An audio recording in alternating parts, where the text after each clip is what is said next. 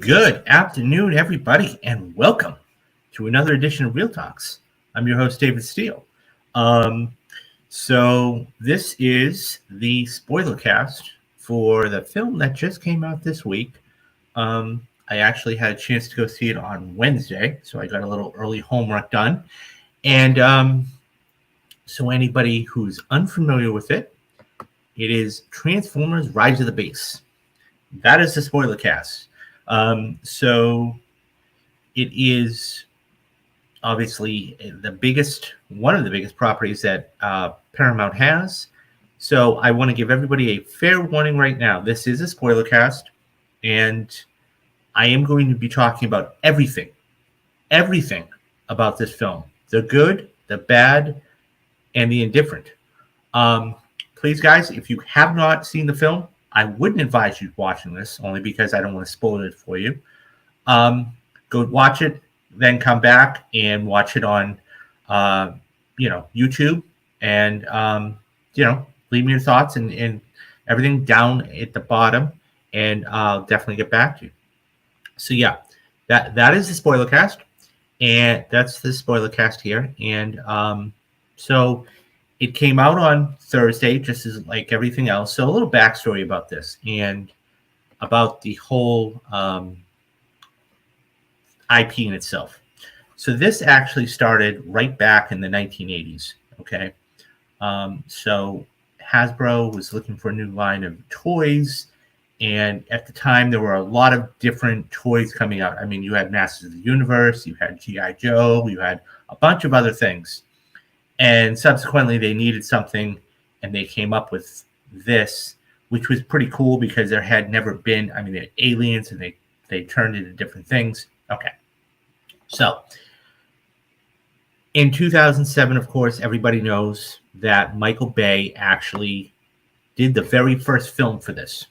And he directed the very first film. And he's a good filmmaker. I mean, you look at his library. I mean, he does have some flops, but, now, mind you, when I say all this, guys, I want to be absolutely crystal clear. Okay, a couple of things. Number one, film is subjective. Okay, so something you may not like, I may not care for, and something I like, you may not care for. Just that's first and foremost. Second of all, I do have an appreciation for not only good film but making films. I actually wanted to be a screenwriter at one point, so I know the process, the lengthy process that it takes in order to make a film. So if I'm giving this a negative review, I want you to know that it's not that this is no bearing on the people that were behind the camera, okay? The camera operators, the gaffers, the boom operators. It's nothing on them. Everything is the creative differences or the creative, decision making. Okay, producers and whatnot. So I'm not, I put out a tweet earlier today. I have that perspective, okay, of being able to make a short film, wasn't good, but in a film class and then having to do it. So I know what it takes for all the obstacles, okay? So that's the other thing too. Okay, so back to Transformers. Transformers, I loved them growing up. I thought they were fantastic. I, had all of these things, when I was growing up. Okay, so let's dive into the movie. Okay, so as it said in the tease, okay, this is a film that basically this is the 6th or 7th film in this franchise. Okay, it all started back in 2007, like I said. So this one here takes place in the 1990s, the mid 1990s.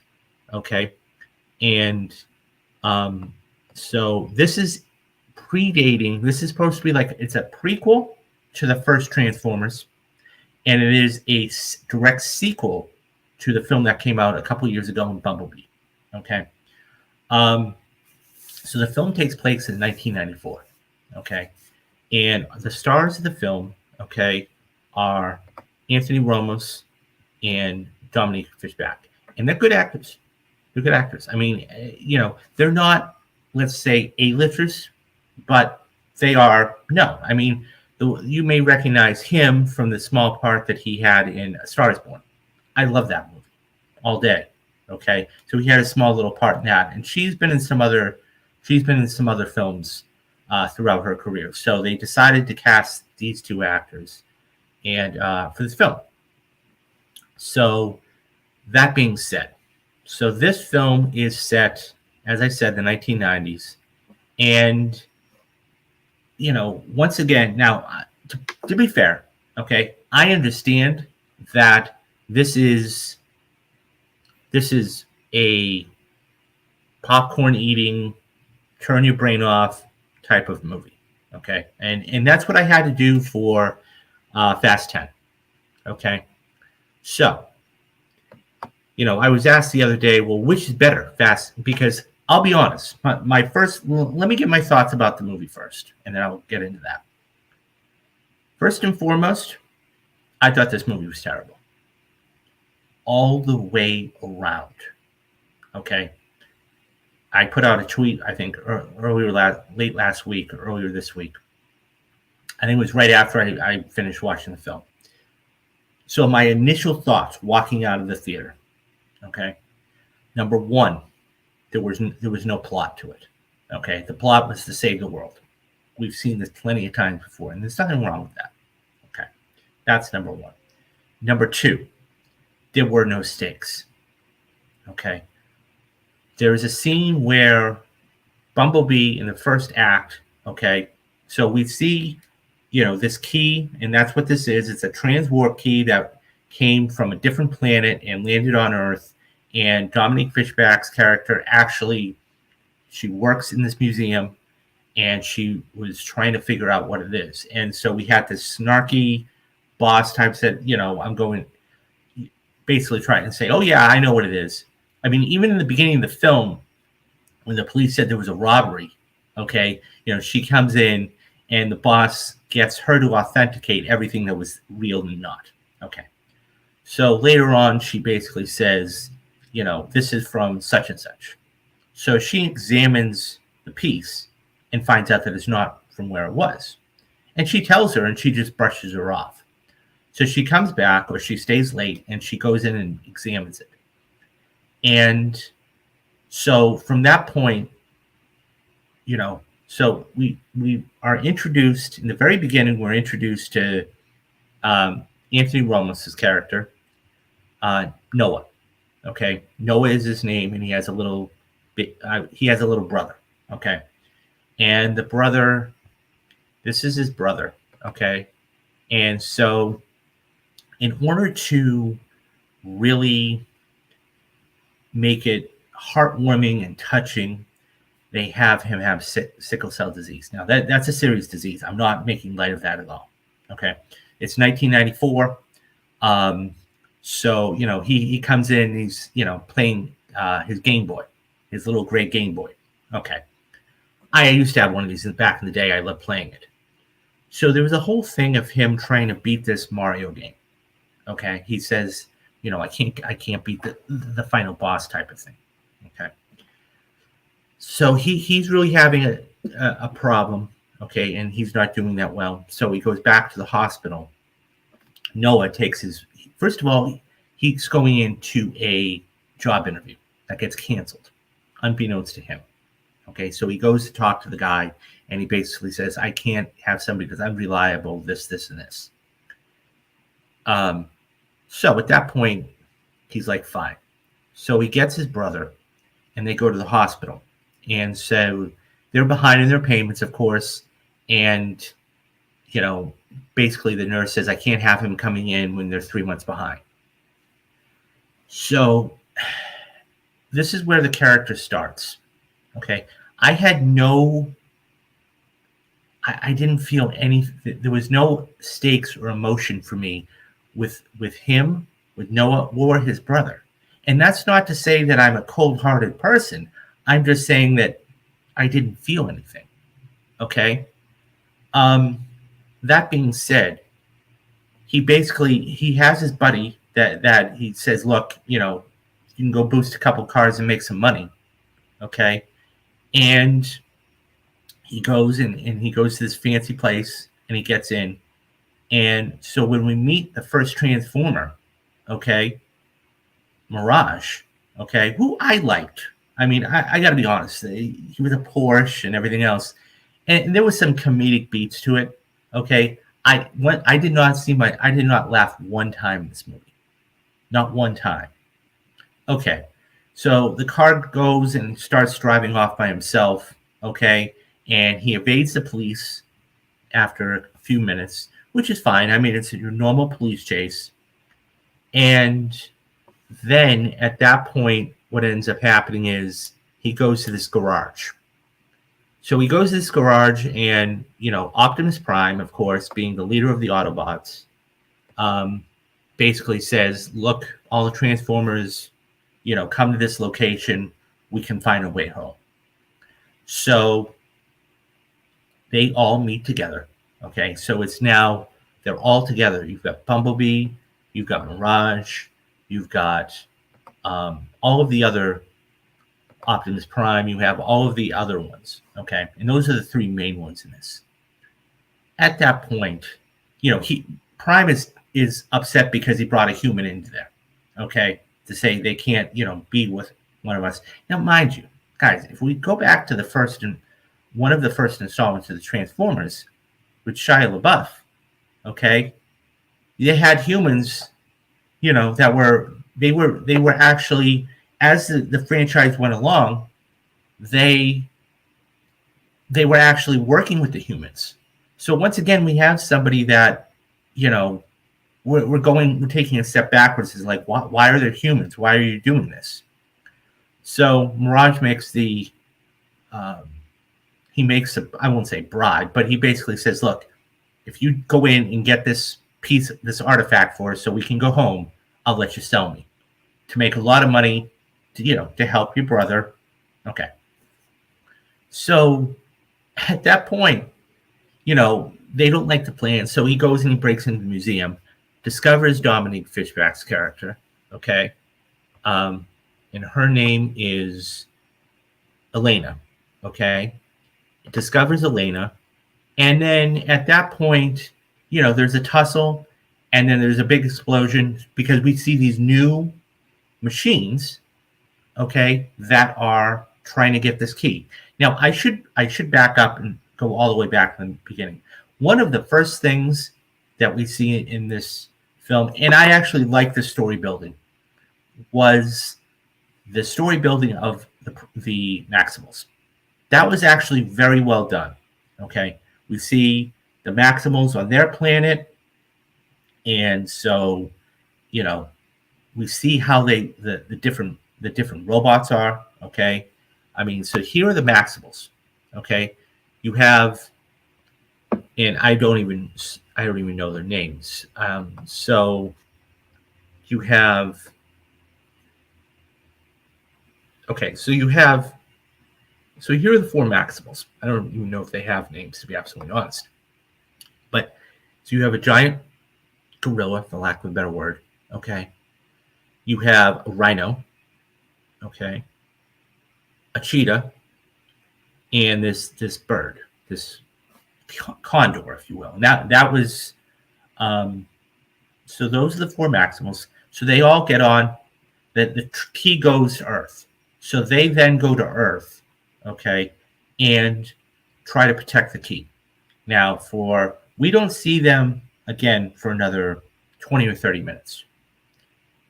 At that point, so they Dominique Fishback's character, Lena and Noah, now basically have to run and hide. So by the end of the first act, they're trying to figure out. Elena is very bright, by the way. I should make that thing, because she's very bright. I mean, she's the one that figured out this wasn't from this world. She figured out the markings. She figured out where to go. She's very bright in the film. So, that being said, so once they figure out that they have to go to Peru, okay, because that's where the other half. So there are two halves of this key. So the villain in this movie, okay, is Scourge, and I will bring so there are two villains in this movie. Okay, there are two villains in this movie. we have Scourge, and we have Unicron. Scourge is the essentially the proxy. Okay, he is the proxy. This is Scourge right here. Okay, and so we have another. He is the big bad, so to speak. I'm going to compare it to like the Avengers. He's like Loki. I mean, Thanos was the big bad. So this is the big bad, and he was trying to follow. He was on that other planet and trying to regain the key, and so he serves his master. Okay, and his master is Unicron, and Unicron is this giant planet-eating robot, and essentially, this is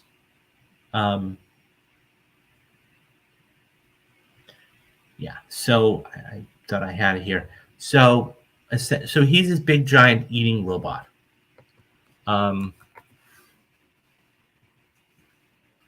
So this is Unicron. Okay, this is Unicron. This is the big bad of the whole thing. Okay, and Scourge basically is wanting. He wants to get the key so he can, help his master eat these planets, and he follows him. Okay. So as we go through the movie, okay, they figure out that they have to go to Peru. So they all go to Peru. And by the way, there were the good things about the good things about this movie were some of the shots from above. And yes, a lot of it was CGI with them walking, but you see the scope, okay? You see the scope of how they were and how big they were. So this is a small little picture of it. This is when they get to Peru, they finally encounter the Maximals. Okay, it's really, I would say, the start of the second act. And at that point, so they introduce themselves. So you have Optimus Prime there on the left, okay, and you have Optimus Primal there on the right. So he is the gorilla, and he's the leader of the Maximals. And then, as I said, you have all of these other Maximals. You have the cheetah one, you have the condor, and you have the rhino. Okay. So now they're going to try and find this key. And so once they try to find the key, okay, it's split into two parts. So that she figures out where this cave is. Okay, there are markings on somewhere in Peru with this temple, and they actually go and they're able to locate the cave. And so they go into this cave, okay, and so they find this tomb, if you will, with the same marking on it, and it's not there. So the Maximals said, look, we entrusted to these people of hundreds of years, generations, and they were the ones that have it. So there are three major battles, if you will, okay? The first battle is in the first act. The second battle is in the second act when the Scourge and everybody gets the second half of the key, okay? And the third is the final battle at the end. So Mirage gives him this little device, kind of like a little transformer thing with a light and a gun and everything else.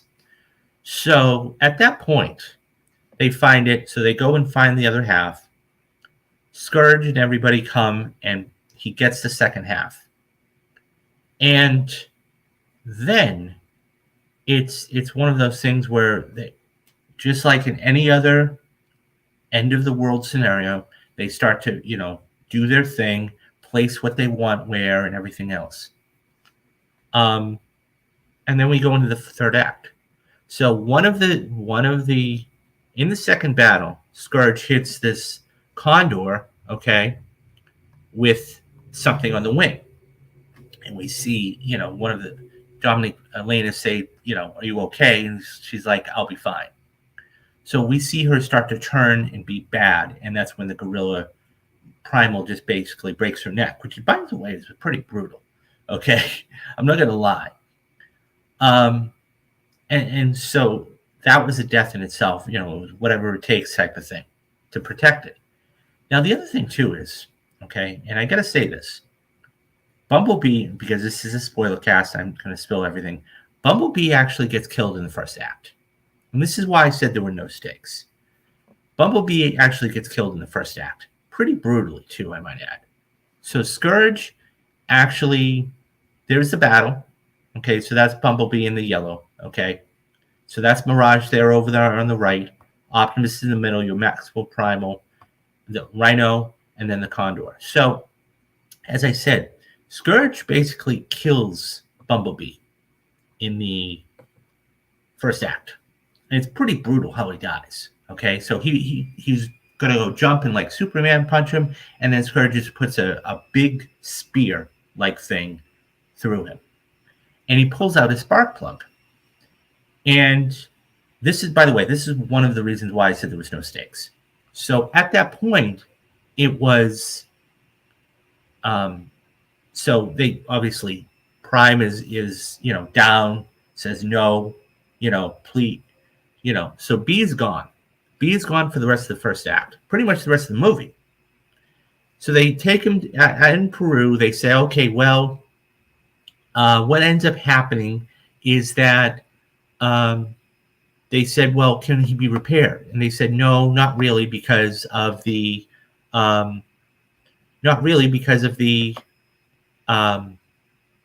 you need so much energy, and it's more energy than we have. So in the final battle, okay, what ends up happening is Unicron basically gives off this power. And all of a sudden, he wakes up out of nowhere. And he comes down and starts rescuing everybody. And that was a problem I had because, as I said, there were no stakes in this movie. You're killing a character off, and then 45 minutes later, you're having him come back. And that was a serious problem that I had. And so, of course, Elena, okay, one of the things that she enjoys doing was singing. So on the plane ride, okay, she basically said that, I like to sing because she was humming or she was singing TLC's Waterfalls, and she says, when I'm nervous, I tend to sing. And so at that point, okay, fine. So in the big battle, she's the only one that knows this password that, she figures out. And so the bridge is there, and she basically tries to find the password on the bridge while the big battle is going on. Now, most people would be nervous out of their minds. You've got these explosions, you've got these things flying around, everything else. You would think she would start humming to herself or singing to try to calm herself down, and she doesn't. Okay? So it was one of those things where she did nothing of that. And she got it, and that was it. We see Scourge, okay? We see Mirage take on Scourge. Well, of course, he's not going to be able to handle him. And he gets killed right on top of Noah. And so then they, Noah, and there's a moment before they all leave, okay, where Noah and Mirage and his brother basically are talking, okay? Well, it's Noah and his brother. He's like, look, I have to go away for a bit. I don't know when I'll be back. And so Noah's, so Mirage is looking in the window, peering in the window, and so the car, essentially breaks. And so he's like, is that a robot? He's like, no. So he comes out, and he tries to be a tough guy, and I like that, right? He's trying to be brave, and he's like, you better take care of my brother, or I'm going to come after you, type of thing. So he hands him the walkie-talkie, and so as we see this as the it's called the point of no return, where you think that the villain's going to win. You see Noah talking, or his brother talking to him and saying, "You can do this," type of thing. And so at that point, Mirage says, basically, "Look, I'm gone, but I want you to have this." So he transforms. Basically, Noah gets his body into this supersonic type of suit. And it's like he becomes a transformer. And I thought that was pretty cool. And so I didn't think anything of it at the time. And in the ending, which I'll get to a little bit later, I could see the similarities now. So Noah basically says, "What's going on, big brother?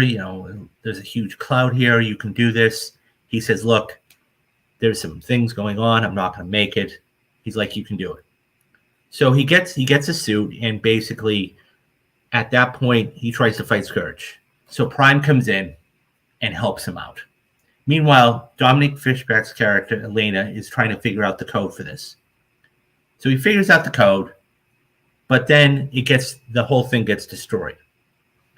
So then Prime says, "You know what? I'm going to sacrifice myself for the greater good," because he was so worried about getting the Autobots home that he wasn't thinking about that. So Noah and him have a discussion, say, "I understand what you were doing," and everything else. Okay, so Noah decides. So everybody, first it's Noah, and then everybody tries to save him. So Prime gets saved. And from that, Unicron is defeated. I mean, the big bad is no more. And so Scourge, so actually what ends up happening is there's a big battle, the third battle between Scourge and Prime. So they had one in the first act where Scourge just basically beat him up pretty good. And that's where he watched B die. The second one, he fought him off. And the third one, he basically manhandled. Okay. At that point, so Scourge dies. Unicron, the bridge is being dissolved. They save him, and Unicron is no more. So at the end, of course, the world is saved, and everything else. So that essentially, I just told you the movie in 25 minutes. But let me digest, let me get my thoughts out, because I had a lot of thoughts. Number one, there was no plot to this movie. Okay. Sure, the plot was save the world. We've seen this plenty of times before. Whether it is, Armageddon, whether it's 2012, whether it's The Day After Tomorrow, whether it's Twister, whatever it is, disaster films. Okay. There was no plot. Okay. Second of all, there were no stakes. There were no stakes at all. Because the stakes, like I said in the beginning, okay, Bumblebee gets absolutely destroyed by Scourge. I mean, he gets a brutal death, by the way, like I said before, okay? He gets a spike, okay, right through him, and he's dead. We see his spark go out. And so at the end, okay, right in the third act, Unicron brings this surge of energy and revives him. There was no stakes. If you're going to kill a kid, and look, Marvel is very, very bad for doing this. Okay, they are one of the worst at this. Okay, I'm not saying this happens just this franchise. There are plenty of other franchises that do this. If you're going to kill a character, kill them. Do not have them come back, because there's no loss there. Okay. And he starts doing his thing and everything else, blowing things up. Okay. That's number two. Number three, there were no payoffs. So at the end, once Unicron is done, okay, they say to Prime, Prime says, so Noah asks him, well, is he gone? And he's like, no, he's trapped in space. Well, that tells me that they're going to have him have this creature or have this big bad come back. Okay. I thought that was kind of lazy writing, just, okay, he's trapped. Because it's like anything else. You're going to see Unicron figure out a way to open a portal to get back to Earth in some capacity, right? Even though the key is already done. So that there was that. Then, as I said, you had no payoffs. For example, three I can think of off the top of my head. Okay. So at the end of the movie, and this was, by the way, I understand that they were trying to do something special, if you will, but the ending absolutely made zero sense from a story point of view. Okay, creative view. Now look, one of the franchises that Paramount has, and has been trying to get going for the last, I don't know, 5-10 years, is G.I. Joe. G.I. Joe, I enjoyed Rise of Cobra. Okay. I thought it was it the greatest movie in the world? No, definitely not. But it did a few things. Number one, it established the characters. Okay, it established Duke, it established Scarlet, it established all of these other characters. That's the first thing. Number two, it established a good villain, okay, in Cobra Commander. Okay. And by the end of the film, you even see Destro. Okay. And the twist there was the Baroness, even the Baroness, okay, that was his brother, but he got Dr. Mindbender. So that was a cool little twist. So by the end of that film, okay, the Baroness is now, was Duke's fiance. And now she's, trying to figure things out. She wants to make amends. Okay. It was not the best movie in the world, but it established a couple things. And the third thing is it set up a sequel, right? It set up a sequel. Because in that underwater scene, okay, we see Dr. Mindbender actually become Cobra Command. Okay. And Destro become Destro. Okay.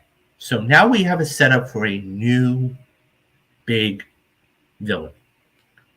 The way they did this, so Noah goes in to try to find a job after saving the world, okay?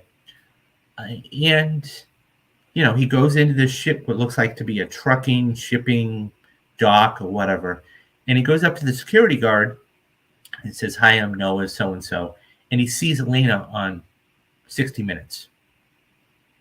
And so instead of saying to the guard, "Oh, I know her," or, he says, "Brooklyn, baby."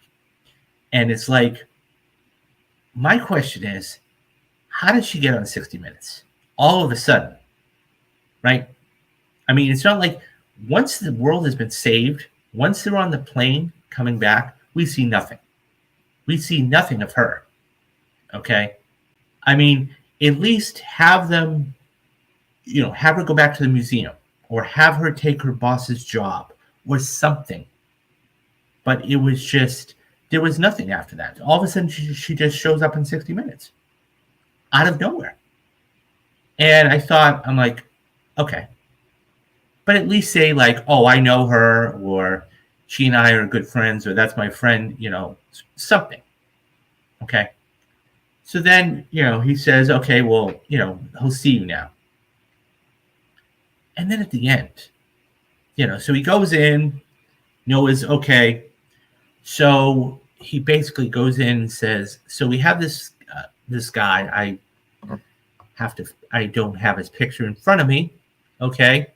But so we see this gentleman come in, and he is he's dressed in this short sleeve shirt, and he is so he's interviewing Noah. And what ends up happening is that he basically says, "What was the last thing you did?" So he was asking him about the last thing he did. And he said, "Oh well, it was short term. It was because, of course, he just saved the world, and he didn't want to give that away. Because he didn't think he was going to believe him. So he said, "Oh, it was short term, and it was um, it was international." And so Michael Kelly, okay, it was Michael Kelly, and his name was Agent Burke. Okay, so Agent Burke, basically, I don't even think we know. He's not even like, "Hey, I'm Agent Burke," blah blah blah. So at that point, he says, "I know where you've been. I know what you've been doing. You were in Peru and South America, and you were saving the world with these robots." And he's like, "Well, no, I have no idea what you're talking about." He's like, "Well, I know where you've been. I know what you've been doing. And look, I'm not here to, do anything. I'm just here to tell you I work for this organization that because Noah was ex-military." And he says, "Well, I don't think that, I want you to come work for us." And so he pushes him a card face down. And I'm like, okay. And so he turns, so then he goes over the wall and just turns a picture. And of course, this big thing opens. And so he turns the card over and it says G.I. Joe. And it wasn't the G.I. Joe from like the 1980s. It's not that font. It's the newer font, that from like the newer movies. And he walks over and he's like, "Oh." And that's it. That's the final, and then cuts to black. Now, there was a post-credit scene. I didn't stick around for the post-credit scene just because I didn't care for it. But from what I understand, okay, the next movie that they're going to do is trying to incorporate G.I. Joe with the Transformers. And as this little picture says, it's the worst decision of all time. I'm not going to lie. It's the worst decision of all time. Because for a number of different reasons. Number one, there was no setup. I mean, you look at, there wasn't even like a couple of cutscenes with satellites moving over, overhead over Earth or anything. And so we don't know what they were, or maybe they had a little something on them. Nothing. Okay. Number two, I don't think Anthony Ramos can carry a franchise. That's just me personally. Noah is not the type of character you can really think about to do that. I'm not saying you need, a Channing Tatum or anything else, but he is not that. Okay. Number three, where does this come from? Like, if we've had over and over and over in other Transformer movies, we've had special op forces, some of the best in the world for our military, can't take down these things. Okay. So you're telling me now we've got G.I. Joe going to do it? That doesn't make any sense. And number four, I watched an interview from somebody with Collider talking about the producer.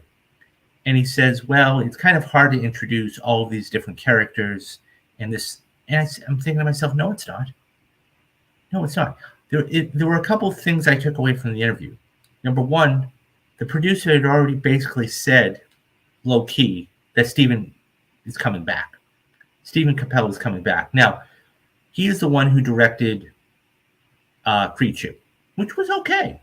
It wasn't the best out of the three, but it was an okay sequel. So that was the first thing. The second thing I took away from it is this. You can absolutely do it. You don't take the exact template that Marvel has given you, but they've given you a template. To the extent of you can do all of these different, a couple of movies with a couple of different characters and then have a payoff. It's going to take time, but that's the way it goes. And lastly, just a few years ago, people forget about this. Just a few years ago. As a matter of fact, I think it was 2 years ago. They tried to come out with Snake Eyes. Hey guys, it was 2021, and this movie is an absolute unmitigated disaster. Now on IMDb as it stands right now, it's got a 5.4 out of 10. Okay, so that being said, um, let's look on Rotten Tomatoes. So this has a 35% rating from 145 critic ratings and 74% from over 1,000 audience ratings. Now, that in itself is bad. So this movie ended up making, it had a budget of $88 million. Okay. It ended up, now, mind you, I have to say something here. This was during the pandemic too. Okay. Right around the pandemic time. So let's take that into account. It was released in July of 2021. Okay. It only ended up making $40 million. You say, well, that's pretty low. Yeah, it is horribly low. I don't see how, for those people that saw it, I mean, 74% is definitely not. So I have not seen this because there were so many things wrong with this that it was bad. Anyway, so here's my point. You're not going to be able to do another G.I. Joe movie because the last one was a complete disaster. Okay. Now, if you're going to totally reboot it, okay, and basically say, well, if you want to do another G.I. Joe movie and reboot it with the, because look, you're not going to be able to get anybody to come back. You're going to have to get a whole new cast. And I think that being said, it's not going to work. And I think it's a bad idea. I think it's a bad idea because you're barely making it. This is going to be lucky today to do so $50 or $60 million this weekend. So this actually comes from the Wrap. Okay, this is from Jeremy Fauser, who I just had on a show on May 24th. So guys, go check that out. But nonetheless, this comes from him, and this is what he has to say. Transformers Spider-Verse in tight race for #1 box office. Rise of the Beast currently has the edge with an estimated $60 million opening weekend. Paramount's Skydance Transformers Rise of the Beast is in a tight race with Sony's Spider-Man Across the Spider-Verse for #1 at the box office, with both films expected to earn over $55 million domestic this weekend. Transformers Rise of the Beast currently has a slight edge topping Spider-Verse on Friday with $25.6 million opening day from 3,678 theaters. Some industry estimates are predicting a $58 million opening, while Paramount is predicting a $60 million launch. Either result would be pre-release projections for a $50 to $55 million start. With a reported $200 million production budget for marketing, Transformers Rise of the Beast will need robust international turnout on these domestic results. But the film has won over hardcore fans of the Autobots with an A- cinema score and a Rotten Tomatoes audience score of 90%. Transformers needs the audience buzz to keep rolling out because it will get significant competition for The Flash next weekend. While some industry insiders are predicting the second #1 weekend for Across the Spider-Verse, Sony is staying conservative in its studio estimates with a second weekend total of $56 million, which would put it #2. That's a respectable 54% drop from the animated sequel's $120.6 million opening, despite the loss of the premium format theaters, showing the strength that the film was word of mouth among audiences. After just 9 days in United States theaters, Across the Spider-Verse will have passed $190 million domestic of its the predecessor. Into the Spider-Verse is on track to become the highest-grossing film in the movie of Sony Pictures or animation. Despite The Little Mermaid in third place, with the industry estimated at 3.6 million, third weekend keeping a strong pace with domestic, with $223 million gross so far. The Little Mermaid has performed similarly to past Disney remakes in the United States, but has struggled overseas and is just now passing $350 million global against a reported $250 million budget. Okay, a couple of things to keep in mind here. This is, if Spider-Verse, I said for a while that if there was one movie, okay, if there's 1 week that's going to kind of falter, the other movie behind it rather, is going to take its spot. And we're seeing that right now, okay? The fact that Spider-Verse is literally neck and neck with Transformers is fantastic news. Now, I expect Spider-Verse to drop significantly next week because of The Flash, okay? People are not going to go back, and if the word of mouth is not there, and yes, it has received, a 90% as far as on Rotten Tomatoes for audience scores. But the thing is that how long is that going to keep up? So it's got a 53% right now on 154 reviews and 90%. Look, and I get it. This is a popcorn movie. I am fully aware of that. Okay? But, I tried, somebody asked me the other day, what did you enjoy better? Fast 10 or Transformers? I said Fast 10. I enjoyed Fast 10 more because Jason Momoa was awesome. Okay? Was the plot crazy? Sure. Okay? Did they bring back dead characters? Yes. I can overlook that because I hadn't watched the 4 films prior to that. Okay? You say, well, what's the difference between that and this? Because here's the thing. This was in a 45-minute span. Okay? Now, I understand they did it over a couple movies. I'm not discounting that. What I'm getting at is 85% of this movie was CGI. Okay? They did as much as they could. Why do you think there was a $340 million budget? Okay?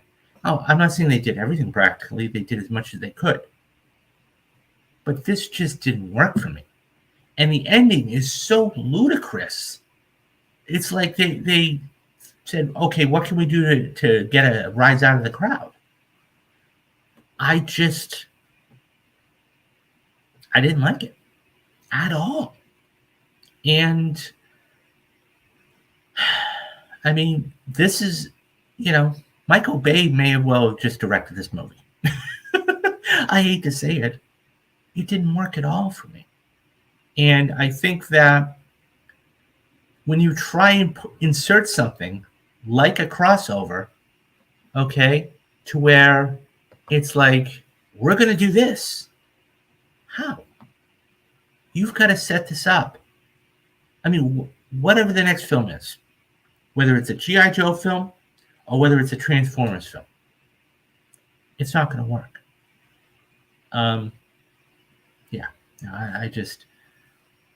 So at the end of the day, I didn't like the movie. I didn't like the movie. It didn't hold me. There were no payoffs. There was no plot. The ending was just ludicrous beyond recognition. And I just couldn't stand it. Now, obviously, like I said, I'm knocking this film, but they're all creative differences. Okay? It's creative differences between me and what they put on the screen. This has nothing to do with the crew. The crew busted their butts 10, 12, 14 hours a day probably to get this thing made. And they did a phenomenal job. Okay? And I just didn't like it. I didn't like it. And, I can as I said before, I can shut my brain off and go into something like Fast 10. I can try to shut my brain off and go in. And that's the other thing, too. Okay, let's call a spade a spade. There hadn't been a Transformers movie since 2018. Okay? So you're talking about a 5-year gap, and they're trying to reboot this thing, and it's just not working. Yeah. So it is what it is. Anyways, I've said it to somebody before, and I stand by this. Okay, this is going to, when we're all done in 2023. Mark my words. This is going to be on one of the top 10 worst movies of 2023. That's the way I feel. That's how bad this movie is on so many different levels. Whether it's the story, the stakes, the plot, the ending, it just so many different things went wrong with this movie. And it was almost like they had to put out another Transformers to keep this on life support. And now you've got the Maximals in there, and you didn't really see many of the Max. I mean, yeah, one of them got killed, okay, but the Rhino didn't do much. The Cheetah didn't do much, okay.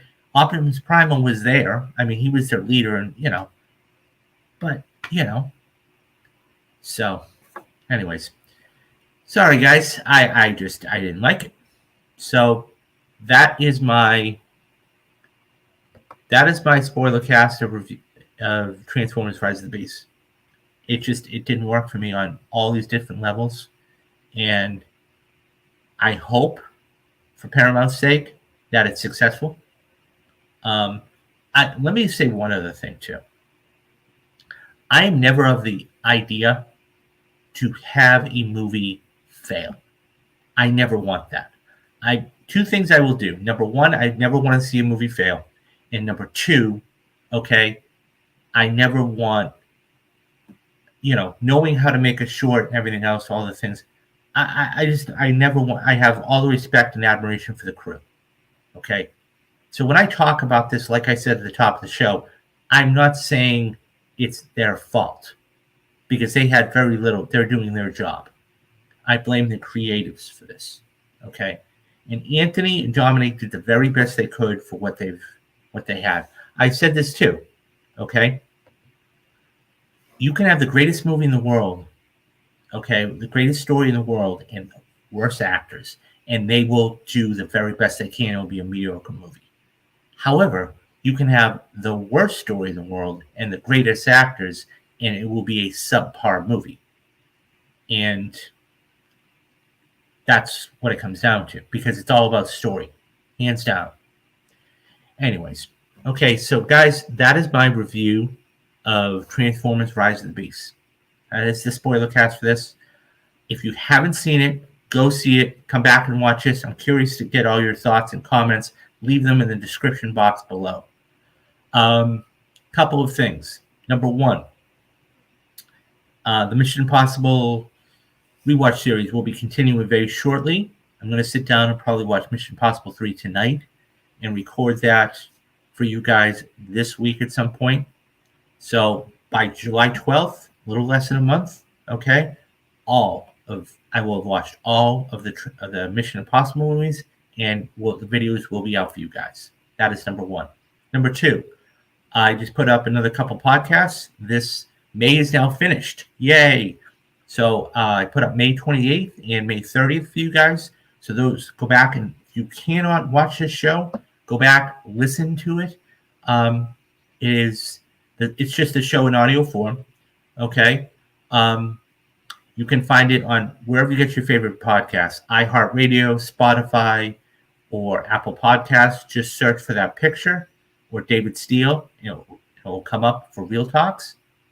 I just sent out this week's set of shows. So that's Across the Spider-Verse, there's a couple of shows I did, and the 2023 mid-year review. So those will be out, and I will be getting those back and putting those up shortly. Number three, we have The Flash coming out this upcoming week. Same thing applies, guys. I will be going to the Thursday show, and we will be doing for the next 2 months, Thursday showing, and then Saturday spoiler cast. So come back here next Saturday, and I will be doing a spoiler cast for The Flash. What else? Yeah, and just stay tuned, guys. Perfect movies I just put up. I just put up The Dark Knight last week, so that couldn't believe that turned 15 almost. So yeah, I talked all about The Dark Knight and why I think that's a perfect movie. And guys, go check out all of the other uh, perfect movies on YouTube. We've got Silence of the Lambs, Heat, Social Network, Captain America: Winter Soldier, all that.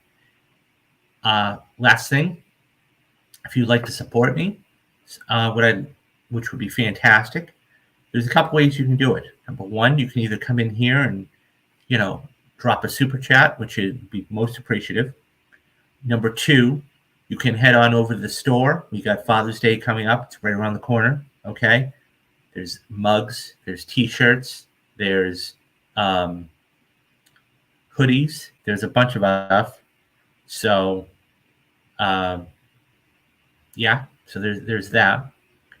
Number three, you can hit that join button. It's only $2.99 a month. It's less than a gallon of milk right now.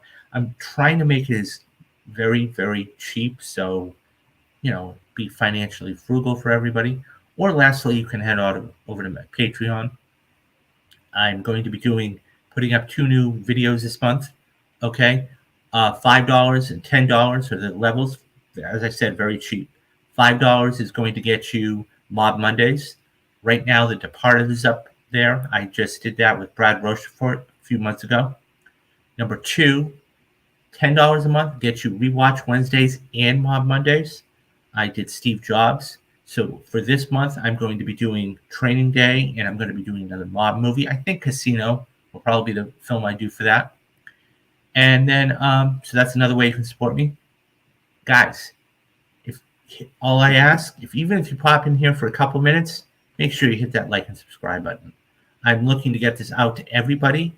I'm giving you more than you could possibly want for the rest of the year. Okay, I'm talking about spoilercasts, I'm talking about interviews, I'm talking about perfect movies, I'm talking about all that other stuff. So, yeah, and that's going to do it. I think so.